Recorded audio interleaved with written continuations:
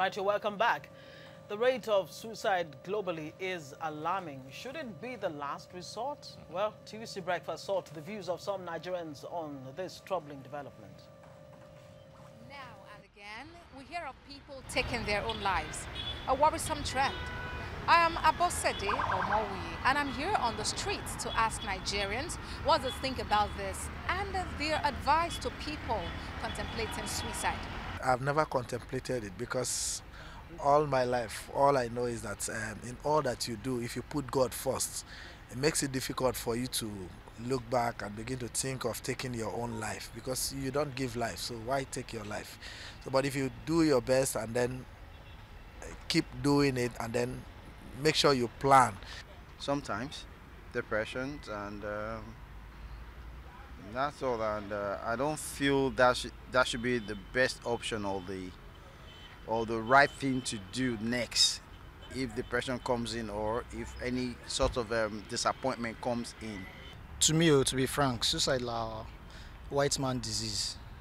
Is not, and it's fast encroaching into the African system. So I think it's all about shame, low self-esteem, and sometimes it's a change of status drastically, radically can also make people contemplate it. I think most people go into suicide because of depression, frustration, and the situation they find themselves. But I don't think it's the best bet. I think what people should do is that when you are depressed or you find yourself in an uncomfortable or unpleasant situation, there are so many ways. You can go for assistance. We have NGOs, we have church organizations and individuals that when you approach them, so many of them are out there, nobody has gone to approach them. I'm sure when they approach them for assistance, I'm sure they will be able to find something doing. And joblessness. Nobody, you can see people selling pure water. They still feed their family. They make living out of it. Based on the way situation of our country is, people think that there is no hope. They can't do any other thing apart from school, apart from the certificate they have at hand. But when you have something doing, I think handwork and the rest, then that thought will not come into you too. I don't think people might want to commit suicide, because I've never thought of that.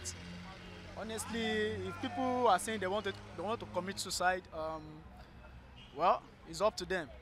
But I don't see the kind of pressure they will go through and they will make them to commit suicide. Your parents will spend a lot of money training you on the school, sponsor you to go high school. After everything, you came back, serve Nigeria for 1 good year, came out with empty-handed. You cannot get a job. And how will you be happy? Many reasons given, but does any justify killing oneself?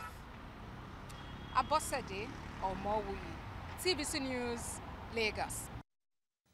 All right, someone there just said suicide is a white man's disease or white man's social problem, and yes, not an African thing. Yeah, well, according to him, it's a white man's disease, just like you stated, but it's finding its way into this part. Well, I wonder if it's migrating that way, or it has always been everywhere. Part of, it's only where it is more pronounced and all of that. But all right, joining us via Skype from Australia is a psychotherapist and achievement coach, Vicky Omifolaji.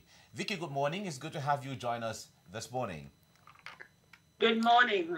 How are you? All right, we're fine here. Good morning from down under. Yes, it's down under. Okay. Yes. Now, when it comes to the state of happiness or the state of depression, Nigeria used to be ranked the happiest people on earth, and now the table has turned. I know you've been following this development. What do you think is at the core of this change? I think there's more, more attention, and there's more. I mean, most of us are now on Facebook, on social media. So we share all this news. In the past, we had no other means of sharing news except newspaper. But now it's totally different. If anything is happening right now, people take pictures, people take video, and we can follow wherever we are in the world. So I think that's what is making it That is what is showing these days. The attention, the fact that people are able to get in it right there and then, unlike before. So yes, we have this belief that Nigerians, they used to be the happiest in the world. Um, any statistics supporting that? No, we just assume. We assume. But I believe it's just the attention that we're getting these days. The fact that the news is just in our hands. We don't have to go and start seeking for it. It's there. You know, the way we share stories now is totally different from the way we used to share it.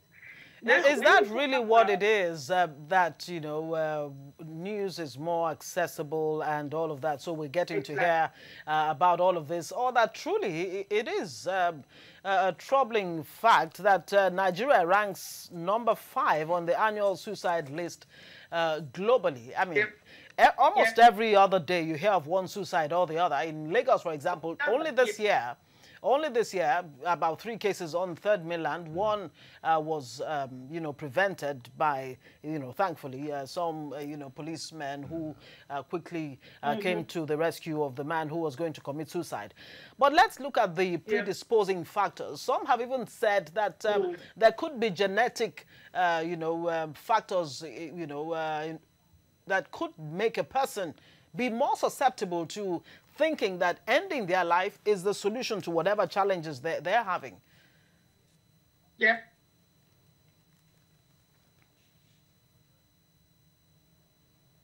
Exactly. It's just unfortunate that the means of assessing people to assess their mental health, to assess, you know, the contributing factors to all this. I'm not sure how that is in Nigeria. What we look into when we're assessing people, you know, the family background, the history, the ability, or whether they have past suicidal tendencies or they already attempted suicide in the past. Those are the things that we look into when we assess clients, to know how to rate them, whether they are high risk, they are at the high risk of committing suicide or not.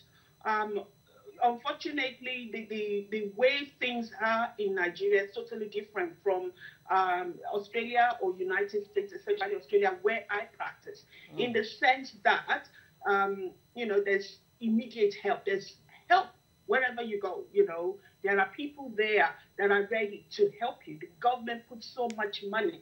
I mean, I think in the last 3 days, our Prime Minister actually put, I think, about $5 million into mental health prevention. Prevention. Prevention, not treatment, prevention. Okay, what can we do to support our people? So that, you know, even people that have predisposition to mental illness, what can we do to support them? So that they don't, you know, get weighed down when issues happen. You know what I mean? When things happen. You know, and more and more young people are, you know, taking their own lives. I mean, there was a DJ that we just early this year, about 2 weeks ago, who took his own life. Another 300 level student at the, you know, university, Ahmadu Bello University, Zaria, took her own life. So many cases like that. Young people. So many cases. What makes a young person, you know, come to a place of hopelessness? Exactly. And that is the word, hopelessness. When you've lost all hope, when you cannot see any way around or any way out of it, they kind of feel like they are in a deep, dark hole and there's no rescue, no one coming to help them to get out of that place. They can't seem to see any way out, which is the reason why they decide that, yes, it's better. They are not here anymore. It's the hopelessness. And we can see in Nigeria, I mean, I was in Nigeria in October, and it's quite disheartening to see and watch people, to see people's faces and see how sad they look. to see how, hopeless they feel. Why is that? Why is that? And why is it that young people are doing that? I mean, when you meet someone who graduated 10 years ago and hasn't gotten a job, and there's no hope of ever getting a job. All right, because Vicky. that person doesn't have. Yeah, Vicky. Pardon? Yeah, the point there is Nigerians are known to be very religious people, whether Christians or Muslims.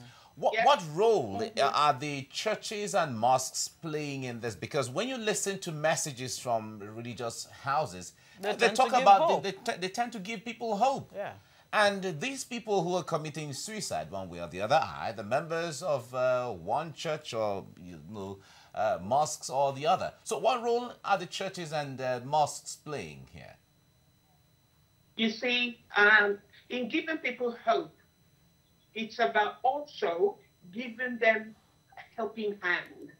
You cannot just be preaching and be telling them how to live.